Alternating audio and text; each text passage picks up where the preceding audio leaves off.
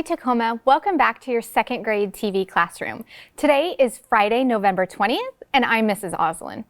As always, let's take a moment to check in with our zones. Think about what emotion you're feeling.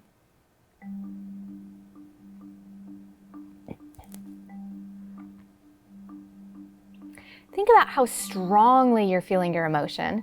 And then think about your I message. You'll remember your I message sounds like I feel because Take some think time.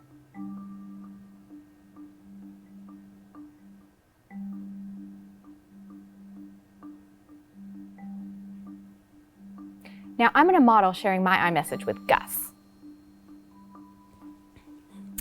Gus, I'm in the blue zone today because I feel tired because I was woken up a couple times last night and I had a hard time falling back asleep. Now you take a moment to share your iMessage with your learning buddy, someone in the room with you, or with me on the screen.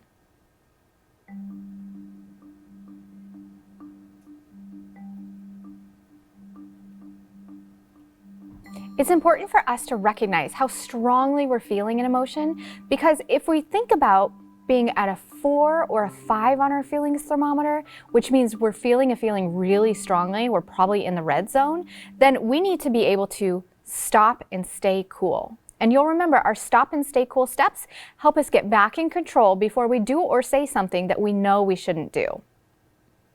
Also, we've been working on being able to use the peace path to solve a conflict that we have with someone. And a conflict is a problem that we've had. And they're totally normal and natural, but it's important for us to use the peace path so that we find a non-violent way to solve the conflict. Step 1 on the peace path is to tell the problem. This is when you and the person you're having a conflict with both share your iMessages and you both say back what the other person's iMessage was. So that might sound like, you feel because And this makes sure that everyone involved knows how everyone is feeling and why. Step 2 is to brainstorm solutions. And this is where both people think about a win-win solution that could help solve this problem. And you'll remember a win-win solution is one in which both people get some of what they want and both people feel okay with the outcome. Then you come together and you have a conversation about which win-win solution you're going to try, and then you solve the problem. Now, before we get started with our lesson, the materials you are going to need today are your learning buddy, your new ELA packet, and a pencil. So you gather those materials and come back to me when you're ready.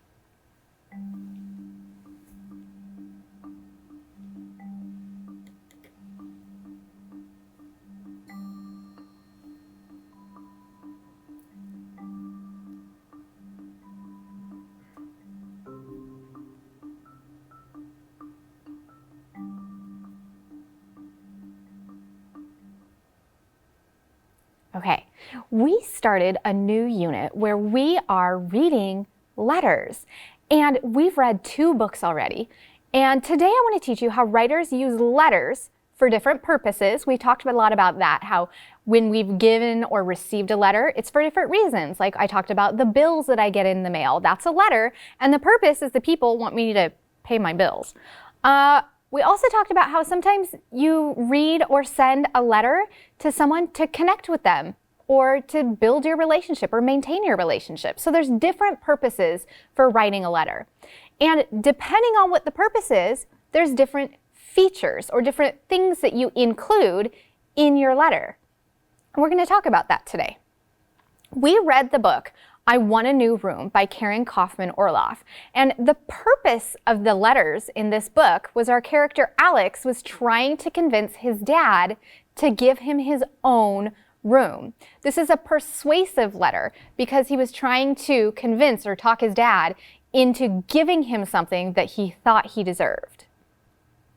Now, in your ELA packet on page 3, and it's really, really small at the bottom, you will find this features of a letters checklist. And right in the middle of that page is features of informal or friendly letters. And this is what we're going to focus on today. Because an informal letter is not one that I would get from my mortgage company. That's not informal. That's very formal. It's not friendly. They have a purpose, and it's not to maintain a relationship with me, it's to get their money. But today we're going to think about informal or friendly letters. So these would be the letters that, like I mentioned, my friend Patty sent me a postcard. It's friendly, it's informal. She sent it to connect and maintain a relationship with me. So that's what we're going to think about today. And the features of informal letters are that they include a partial address or location. They have a friendly, casual salutation. Salutation is a fancy way for saying who the letter is to, and it might start with dear, like in I Want a New Room, it started with Dear Dad or Dear Alex. It has an informal tone, which means it's more friendly, casual, laid back. It's not necessarily a letter that I would use to send to my boss, right? Because that's formal. But I would use a casual, informal tone if I was sending a letter to my mom.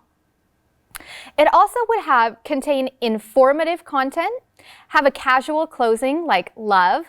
It would have handwritten captions for illustrations and have visuals like photos, sketches, or maps. So we're going to keep these features in mind as we read some letters that are informal or friendly, and that would be the purpose.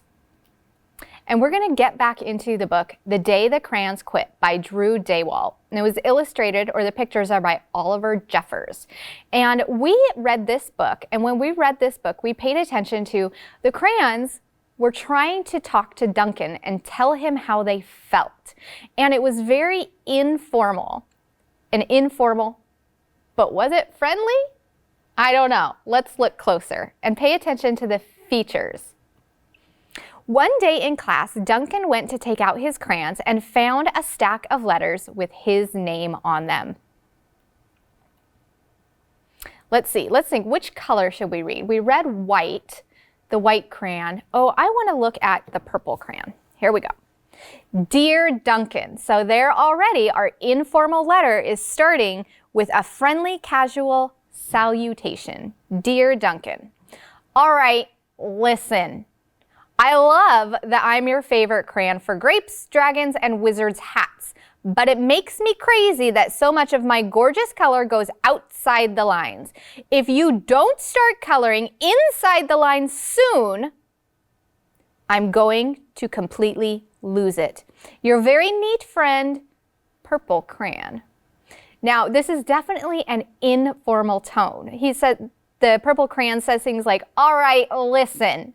That is not what would be included in a formal letter from my mortgage company or my credit card company. I love that I'm your favorite crayon for grapes, dragons, and wizards' hats, but it makes me crazy. That is an informal tone. Makes me crazy that so much of my gorgeous color goes outside the lines. If you don't start coloring inside the lines soon, and right there on this page, you'll see, we talked about this the other day in white crayons, the ellipses. And that is when the author is like whispering in your ear to pause for a long time as a reader. So I'm going to reread that and pay really close attention to the pause. If you don't start coloring inside the crayon soon, I'm going to completely lose it. You notice how I paused? Again, that tone from the purple crayon, I'm going to completely lose it. That phrase, completely lose it, is in all caps, all capital letters. So that tells me that the author really wanted that to stand out, and you would actually say it louder and with a more firm tone. Your very neat friend, Purple Crayon.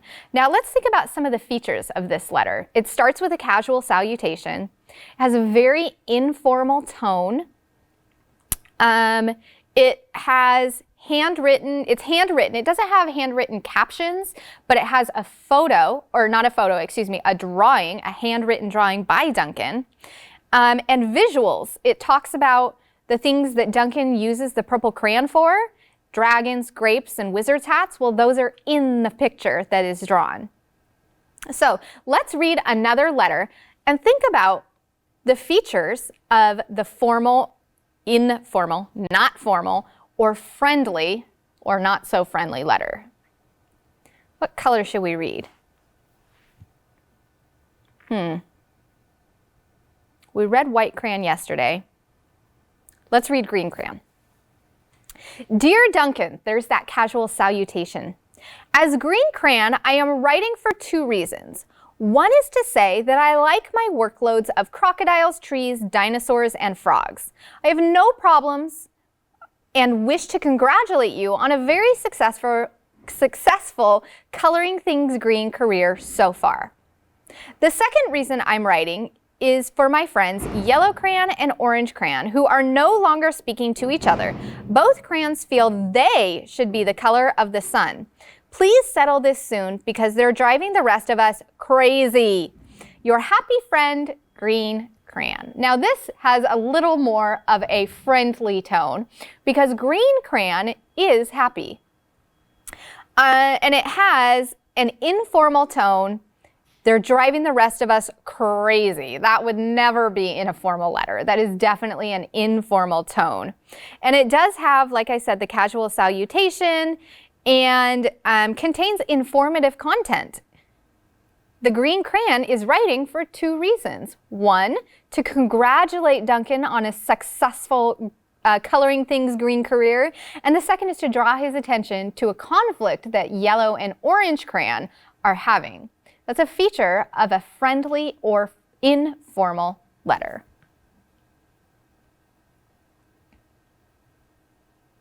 Now let's read this last letter from orange crayon.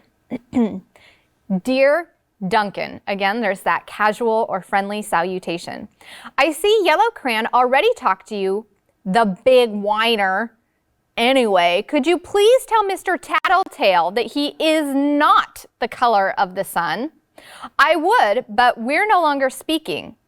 We both know I am clearly the color of the sun because on Thursday you asked me to color the sun on both the Monkey Island and the Meet the Zookeeper pages in your Day at the Zoo coloring book. Orange, you glad I'm here? Ha! Your pal and the real color of the sun, orange crayon. Now, I would say this letter from Orange Crayon is definitely an informal letter. He's telling jokes and he's calling the yellow crayon a name, the big whiner. That is not a term that would be in a formal letter. So, let's review. Today we were looking at the features of informal or friendly letters. So the purpose of these letters was informal. It was mostly friendly. And the features of informal or friendly letters include partial addresses or location. That we didn't really see. They have a friendly, casual salutation. We saw that over and over. They definitely had an informal tone. They were telling jokes, using terms like drive me crazy, calling names like orange crayon calling yellow crayon a big whiner. Contain informative content like we learned from the green crayon. Have a casual closing like love or your neat friend purple crayon. They definitely had handwritten captions for they didn't have captions, but the illustrations and the letter itself was handwritten. And they all had visuals, sketches, and pictures to make their point. Now, in your ELA packet, and this is what your independent work is going to be, on page 44, you will find this appendix, Writing About Reading. And your job today, when you go off, is to sketch a picture to show Duncan trying to convince the crayons to feel better. So think about, what could Duncan say to purple crayon to make purple crayon feel better about his coloring outside the lines? Or think about, how could Duncan make orange crayon feel better about him sometimes using yellow crayon to color the sun? Then you're going to sketch a picture in the top and list the changes you would make to the lives of the crayons in order to help them feel better. The example listed here is I would create a schedule for the crayons to be used by kids. And then that's what you're going to put in the second rectangle. So in the first rectangle, up here is where you're going to sketch a picture. So you might draw your crayons up here. You might draw Duncan. Down here is where you're going to list or write how you would change, what you would change. And this is your independent work today, and this is what I want you to send to your teacher. Today we learned how writers use letters for different purposes and use different features based on the purpose. What I also want you to do in your writing when you're listing things you would change is you can use your troublemaker words to make sure that you're spelling some snap words and troublemaker words correctly. And you're also going to practice reading a page in your snap words book using your read the word wall chart. You'll remember you can read it loud like a monster, scary like a witch, squeaky like a mouse, whisper like a secret, or invent your own. Get really fun and creative. And if it's okay with you and your adult, you can ask them to record you reading a page in your Snapwords book, and you can email it to us at our email address, Mr. Kevin Like Magic, got that up there. Or you could write us a letter and tell us how you read a page in your Snapwords book and mail it to us in the mail. And Mrs. Wally and I are going to continue sending letters to some of you, and it will come with an envelope that's already stamped, and you can just put it in the mail with a letter or a picture and send it right back to us. Also, I want to tell you about next week. We will have some guest speakers on the show on Monday, November 23rd. We will have our guest librarians from Tacoma Public Library who are going to read a story to us and teach us about using the library to access resources to help us learn about historical events and facts, because next week is Thanksgiving. So thank you so much, second graders, for reading and thinking with me today. This is your 5-minute break. It's your opportunity to take care of your needs, but also gather the materials that you will need for math, which are your Learning Buddy, your whiteboard and marker, and your counters. Thank you so much. I look forward to seeing you next week. Have a great weekend. Bye.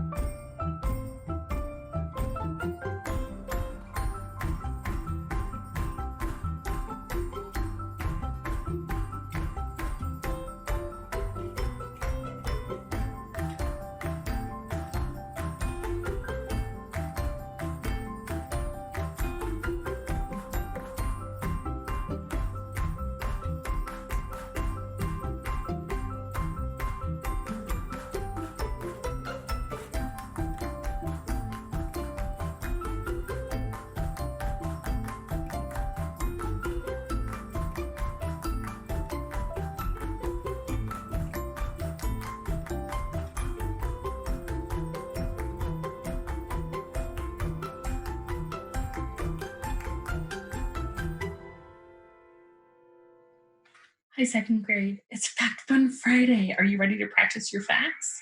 Here we go. What is 7 plus 7? Do you have it? It's 14. Now, Fact Friday isn't about using mental strategies. We want to see if you just know them. So this is one of those doubles. 7 plus 7 is 14. Excellent. You ready for the next one? Okay. 10 plus 7. Yep, 17. Nice job. Are you able to do them faster than me? That should be your goal. 11 plus 8. 19. Ta-da! Ooh, this one's tricky. 12 plus 9. What is it? 21. Nice job. 16 plus 2. Yeah, 18. Great job, second graders. All right, let's get into our work today. Today, we are reviewing how to use multiple strategies to solve addition and subtraction word problems. So today is going to be a lot of me giving you a problem, you trying to solve it, and then us going over the answer. Are you ready? So this is review. If at any point you're saying, I still don't understand it, Mrs. Wally, you really need to reach out to your teacher and talk with them on the phone and have them go over it with you and maybe help you in a different way than what I'm doing here in the TV classroom. All right? Okay. So our start is write an addition equation and a subtraction equation to solve this problem. Here we go. Let's read. Jan makes 52 sandwiches for a party. 22 have ham and the rest have turkey. How many sandwiches have turkey? So what's happening here? Yeah, there's someone they're having a party, right? And they're making sandwiches. Some are ham, some are turkey. What are we trying to figure out? How many sandwiches have turkey? What information do we know? Let's read again. Jan makes 52 sandwiches for a party. 22 have ham and the rest have turkey. So what do we know? Yeah, there's 52 sandwiches altogether. What else do we know? 22 have ham. Okay, and there's only 2 kinds of sandwiches. You ready? And go.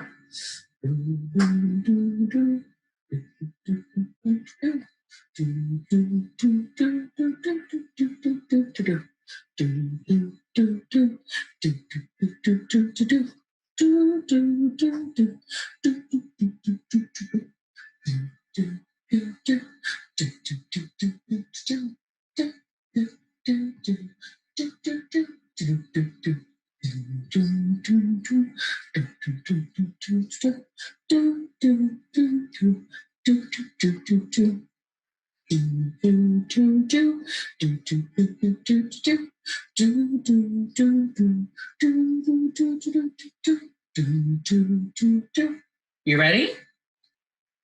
Let's take a look at how to solve this. So, first of all, we should always have a motto when we have a story problem because that tells us what information we have. So I knew that there was a whole and 2 parts, right? Because there's a total amount of sandwiches and then she did 2 different kinds. What were the 2 parts? Turkey. She started with ham and turkey. What is this whole space up here? How many is this? How many sandwiches? 52. 52 sandwiches. Okay. Where's the question mark going to go? Turkey. And how many ham? 22. So now it said do addition and subtraction. So let's make our addition. And then let's do our subtraction. I'm going to start. Wrote that wrong. Blank minus blank equals blank. Okay, so we have 22 ham, and we don't know turkey, equals 52, right? And then we have 52 sandwiches, 22 are ham, the rest are turkey. And now we have to solve, and we use one of our strategies. Let's do a number line. Actually, I'm just going to break this into tens and ones. This is 20 and this is 2. So 50 minus 20 is 30 and 2 minus 2 is 0. So the answer is 30. And I check my work because when I do 22 plus 30, it equals 52. So what is my answer, second graders? 30 turkey sandwiches. Did you get 30? Nice work. Reset your board. Okay. Let's go to the next problem. It says Dahlia makes this model to solve a problem. What problem does she solve? Write an equation. So go ahead and just study this number line. What is Dahlia doing on this number line? And we're going to write the equation you think it is on your board like this. And fill it in. Are you ready? Study. What are you noticing? What do you notice? Tell me. What do you notice? Yeah, they start at 93 and they're counting backwards. It means they're taking away. What does that tell us we're going to do? Yeah, subtract. We subtract, we start at the whole, right? So 93. And how much did they subtract? Well, what's 93 to 90? How much is here? 3. What's 90 to 70? 90, 80, 70. That's 20. And then 70 to 66 is 4. So I've got 3, 20, and 4. How much is 3, 20, and 4?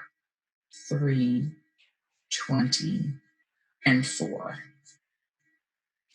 27. So 93 minus 27 equals what? 66. Well, let's check. 66 to 70 is 4. 70 to 90 is 20. And 90 to 93 is 3. So 66 plus 27 equals 93. Nice job. Okay, next problem. Here we go. We are going to solve. We're going to make the equations that go with this problem, and then we're going to see which ones we could use from their list. So I'm going to go back to me. Finny, here I am. Hello. Okay, so I'm going to get my yellow out because we want to read this problem first and do all the steps we always do. A farmer has 76 horses.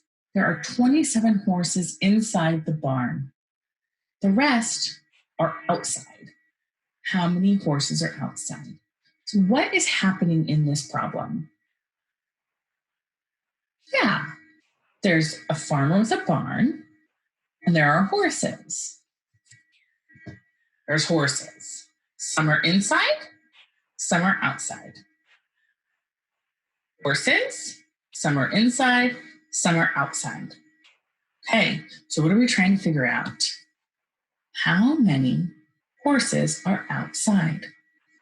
Okay. Let's get our whiteboards out and let's do a bar model so we can really be accurate in the problems that we're solving. So you know that this is a part whole, right? Yeah, we have 2 parts. What are our parts? Inside and outside. And then this whole thing is counting what? Yeah, horses. Where is our question mark going to go? What are we trying to figure out? How many horses are outside? Right? What information do we know? There are 76 horses. Where does that go? Yeah, that's our total number of horses. That's how many horses we have. And, excuse me, 27 horses are inside. So where does 27 go? Okay. So I want you to think about what equations would you use potentially to solve this problem? I'm going to give you 1 minute to write down equations you might use to solve this problem. You ready? Go for it.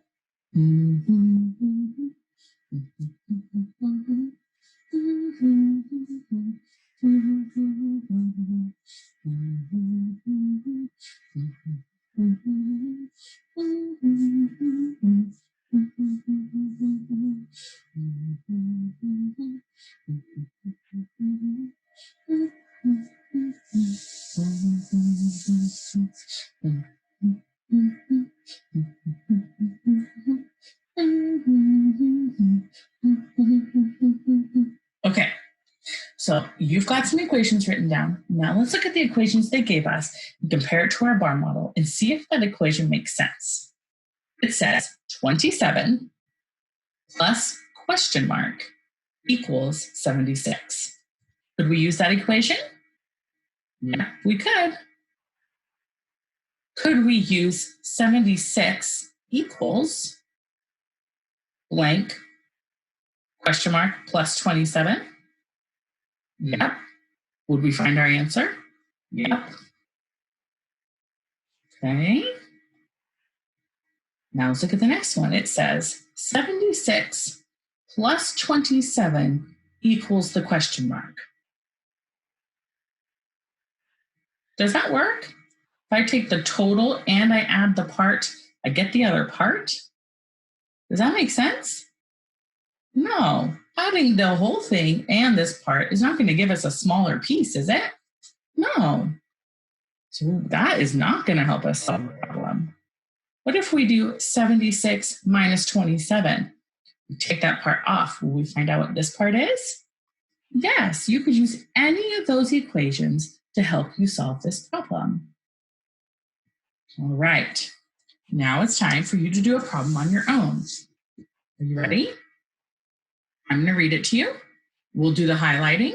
And then you're going to have a few minutes to do it by yourself. Tim takes $75. Ooh, I just might want to click. He takes $75 to the store to buy some clothes. When he leaves the store, he has $19. How much does Tim spend at the store? So what's happening here? Tim goes to the store with money. He spends some, and he has some left. We're trying to figure out how much does he spend. So the question is, how much does Tim spend? Okay. What information do we know? Yeah, he takes $75. And when he's done, he has $19. You need to draw a bar model and solve. I'm going to give you 2 minutes. Are you ready?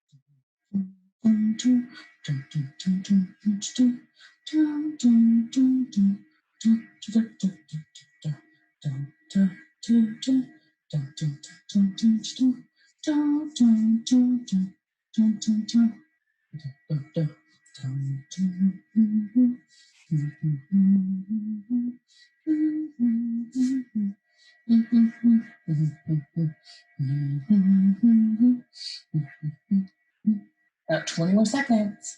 Dun, dun, dun, dun, dun, dun, dun, dun, dun, dun, dun, dun, dun, dun, dun. Ba, ba, ba, ba, ba, da. Ready? The answer is A. Did you get A? Did you get $56? Let's look and see how we arrived at $56. $75. Spends? We didn't know. $19 left. 75 minus 19 equals 56. This is Wally. How did you know that? What I did is I said 75 minus 10 is 65. 65 minus 5 is 60. And 60 minus 4 is 56. So I decompose this into 10 and 9, and then I decompose this into 5 and 4, so I could do it in my head. Now, you could have drawn a picture. You could have used an open number line. That's basically what you do on the open number line. I just was doing it in my head. Okay, the answer is 56. All right, next problem. Here we go. Okay, so we might not get through all of this, and that's okay because this is a review day. So we're going to get through as much as we can, and then you can finish for your homework. You're going to be redoing these problems on your own. So Ahmed, you need to see me, not my whiteboard. There I am. Ahmed and Jenna pick up cans. Yesterday, Ahmed picked up 18 more cans than Jenna. Ahmad picked up 47 cans. How many cans did Jenna pick up? Show your work. Okay, so let's get this model drawn. So we know we have Ahmed and Jenna. We have to figure out who's the person who picks up more cans, Ahmed or Jenna? Who picks up more cans? See, Ahmed picked up 18 more cans than Jenna. So which bar is going to be Ahmed's? Yeah, the top one. So I'm going to put his name there. Okay, and which one's Jenna?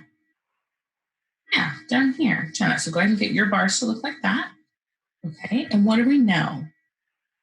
We know that Ahmed picked up 47 cans. So we can put 47 cans, right? What else do we know?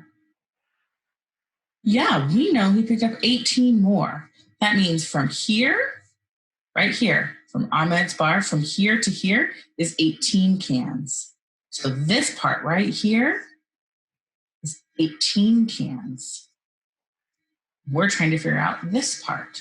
So we know this part, and we know how much the whole thing is, right? So what equation are you going to write to solve it? Go ahead. Yeah, you could do 47 minus 18, or you could do 18 plus blank equals 47. So what's 18 to 20? I'm doing a little number line. 18. Now I'm going to go to 20. How many is that? 2. And what's 20 to 40? 20. And what's 40 to 47? 7. What's 20 plus 7 plus 2? 29. Jenna picked up 29 cans. 29. Now you could have done this. 47 minus 18. This also works. 17 minus 8 is 9. 3 minus 1 is 2. 29. I just checked my work. Okay? All right, we are running out of time. So I am going to get myself here on the screen, and I'm going to have us go to your assignment. We almost got all of them done. So you're going to do these problems again, try them one more time all on your own, and then I want you to do part B in the math journal. Okay, make sure you get that done. If any of this is confusing, you need to make sure that you reach out to your teacher. Okay? Okay, so it's page 209, 210. Today, we reviewed how to use multiple strategies to solve addition and subtraction word problems. We modeled problems, we chose efficient strategies, we solved word problems. Excellent job, second graders. So now it's time for our affirmation.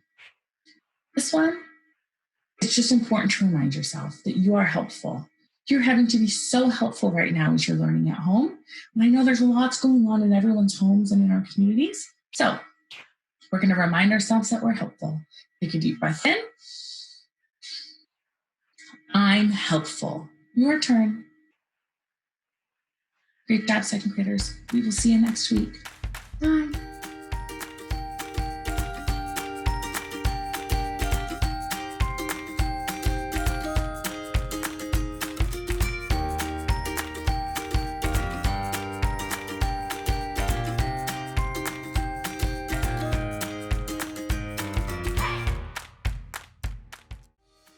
Hey kids, we want to see your work.